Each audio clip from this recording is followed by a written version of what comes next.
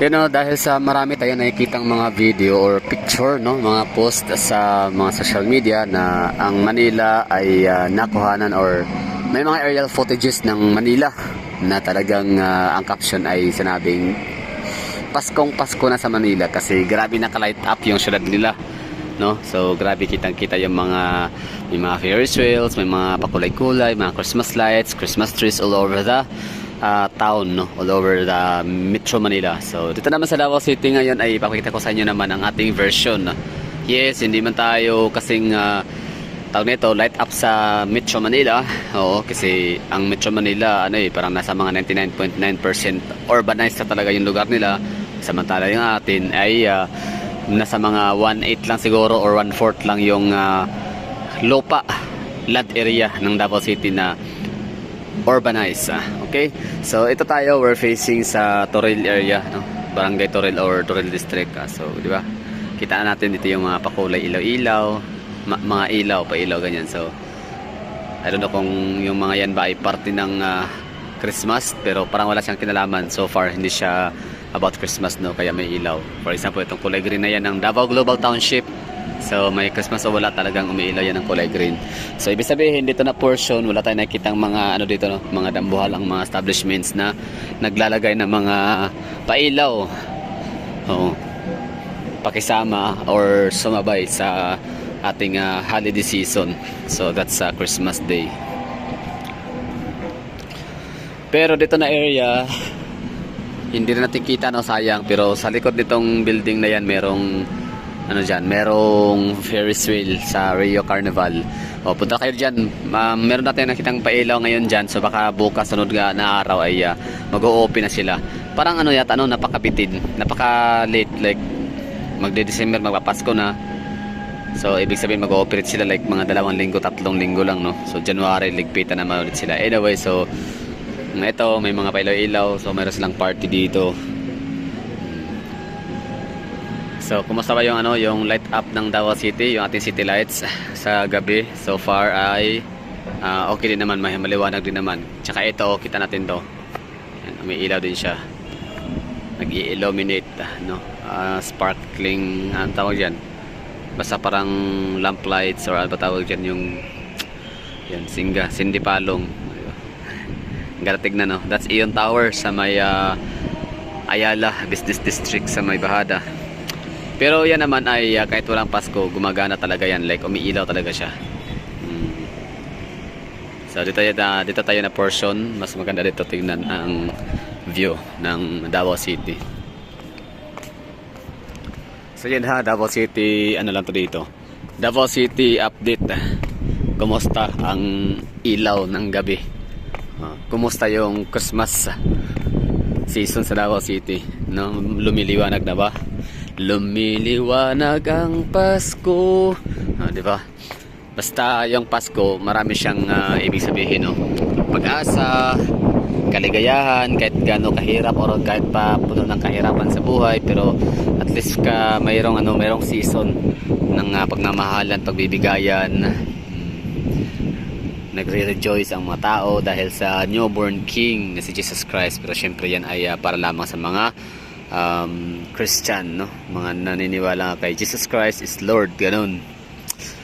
Pero sa mga ibang mga sekta na hindi nila tinatanaw si Jesus Christ as king, as a Lord, no? So ang mangyari diyan ay nire-respeto na lang nila yung ating kinalakhan, no, ng mga naniniwala kay Jesus Christ as king, ganun, or naniniwala as Lord or God.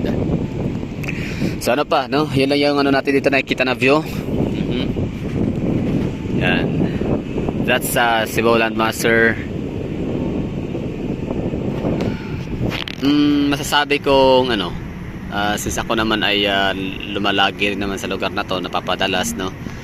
So nga siya, parang masasabi kong mas makinang, mas lumiliwanag ang Davao City.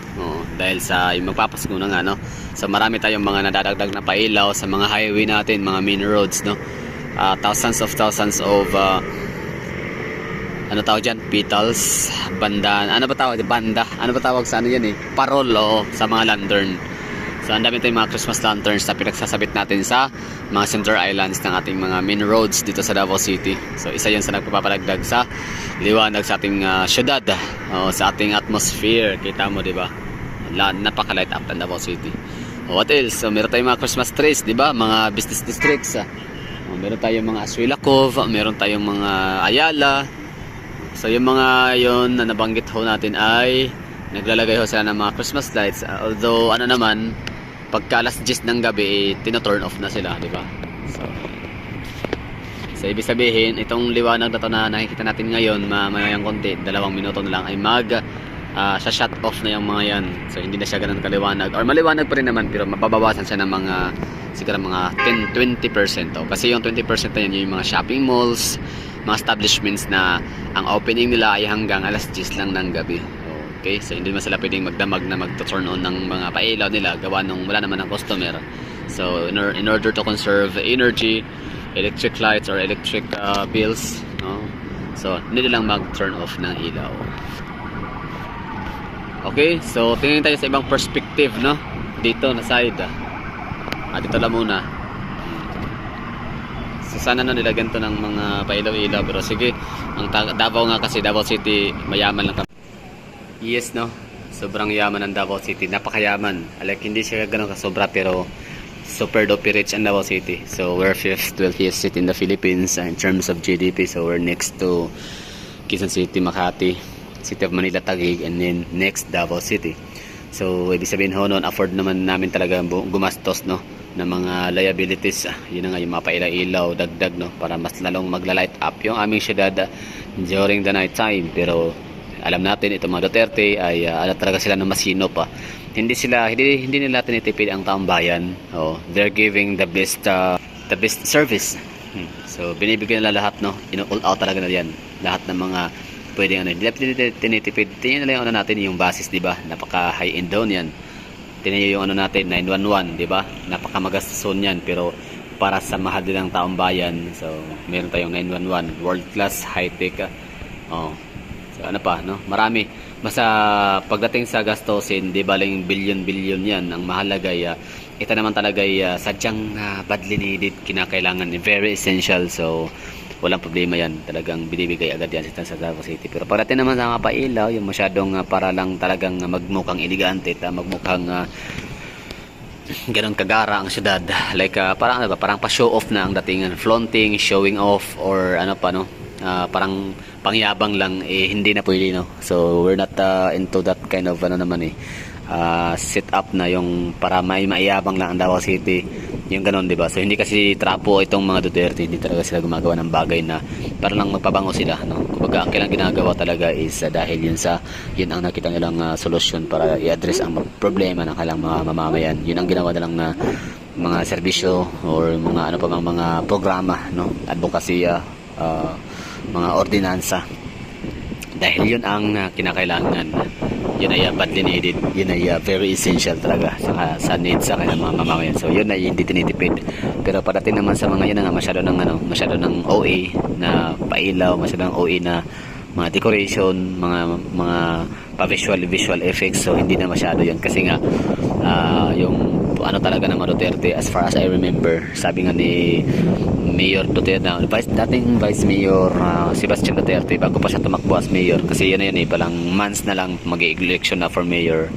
So nagkakaroon siya ng plataforma, like, diba ganun naman talaga yung natin dito. Ano bang plataforma mo, mayor, congressman, senator o presidente? Bakit ka tumakbo, no? Kung si Bongbong Marcos sa kanya continuity, so si Mayor Basti Duterte naman ganun din, no? So kung ano yung naipagpatuloy ng kanyang papa, ng kanyang ate sa Davao City, so yun ang kanyang gagawin, ipagpatuloy niya lang. Tapos syempre yun ang lalo na yung programang the alleviation of the poorest of the poor, gano'n, no?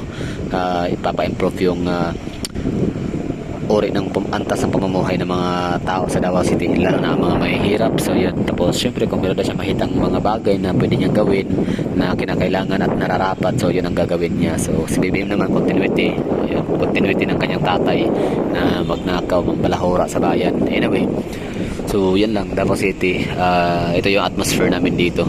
So December 20. So magano na mag-New Year na, I mean magpapasko na, pero yung light up natin dito kahit paano nadadagdagan dahil nga sa mga establishments natin, ng mga commercial area, commercial spaces na nagdadagdag din talaga sila ng mga Christmas lights and Christmas trees para lang talaga din kahit paano ay makisama, no, at pinagbigyan ang kanilang mga patronizers, no, yung kailang mga consumers, mga goers, kahit paano ay hindi naman whole year round, no, na gagastos sila ng extra para sa mga Christmas lights.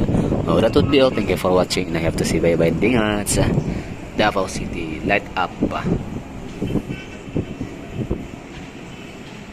Wala nang hindi na umiilaw yung Aeon Tower kasi nga alas 10 na.